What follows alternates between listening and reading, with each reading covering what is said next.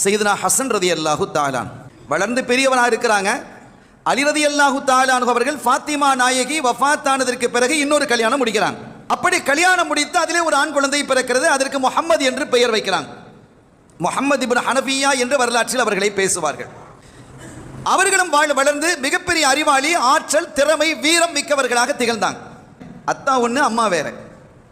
ரெண்டு பேருக்குமே அத்தா அலி ரலியல்லாஹு தஆலா தான், அம்மா வேற இருக்கிறாங்க.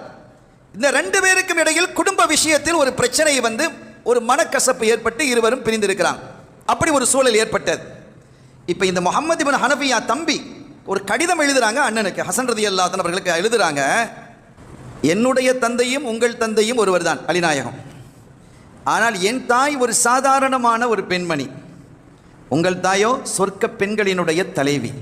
என்னுடைய பாட்டனார் ஒரு சாதாரணமான மனிதர், ஆனால் உங்கள் பாட்டனார் உலக தூதர்